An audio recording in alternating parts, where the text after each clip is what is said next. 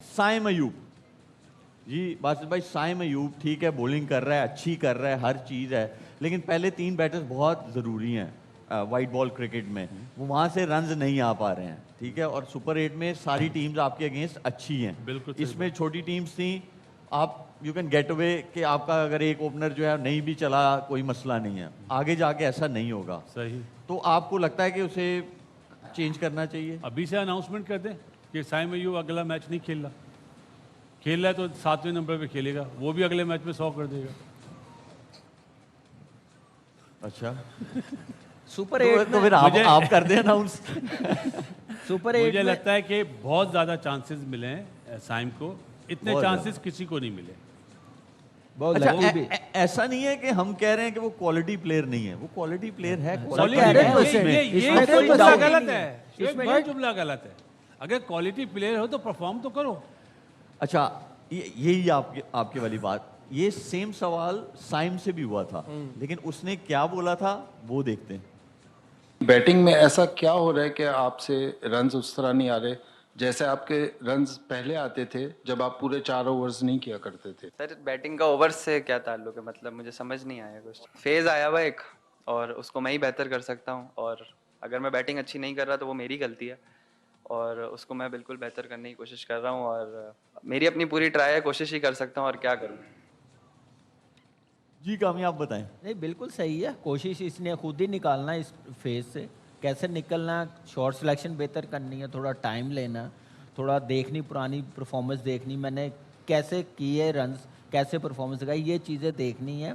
जहाँ तक आप देखें कि बॉलिंग का क्या तो अलग बड़ा फ़र्क पड़ता है, ये मेरे ख्याल से ये अभी बच्चा है, इसको इतनी समझ नहीं है, टैलेंट है, सब कुछ है, लेकिन अपनी विकेट की वैल्यू रखे। परफॉर्मेंस बहुत मैच हो गए हैं, 62 मैचेस टू मच है, और परफॉर्मेंस आपके सामने है, आप क्या कहें, किसको बताने की ज़रूरत है?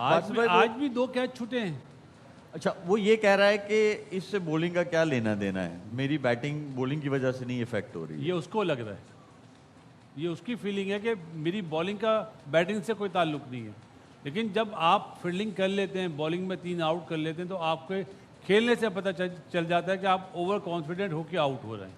तो आपको ये लगता है कि किसी को आप समझा रहे हैं बहुत सारा, ठीक है, एज अ मैनेजमेंट, लेकिन समझ नहीं आ रही है, और जब आपने इतने रन्स बना लिए और आपका रिलेटिवली छोटी टीम से मैच हो रहा है, तो आप उसको ना बॉलिंग दे के भी देखो, ताकि वो भी थोड़ा सोचे कि यार मुझे बैटिंग की तरफ थोड़ा ज़्यादा फोकस करना पड़ेगा।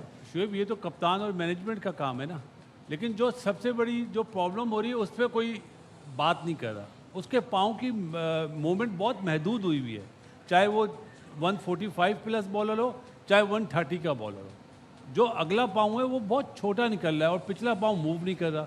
जो बैटिंग कोच साहब हैं इस पर काम करें ना, अगर ये चीज़ अच्छी होगी तो उसके रन्स भी बनेंगे, उसके शॉट भी लगेंगे।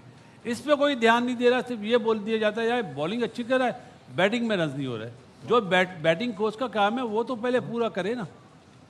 आप देख लीजिएगा उसकी इनिशियल मूवमेंट क्या है, उसका पाँव कितना निकल रहा है। बैटिंग कोच तो वही इंसान है ना जो मतलब काफी क्लोज है उससे। तुम्हें पता है श्रीलंका गर्मी भी कितनी है, वहाँ पे फील्डिंग आ जाती है, फिर बॉलिंग भी करनी, इतनी एनर्जी नहीं, और फिटनेस लेवल हमें भी यार पता बच्चा है। उसके बाद बैटिंग जब आती है ना, बैटिंग जब आती है, आप देखो दूर दूर से खेलना शुरू कर देते हैं, टांगे नहीं चलती, कराटे खेलने शुरू कर देते हैं। वो कौन सा कोई भाग भाग के बॉलिंग करा रहा है इतनी।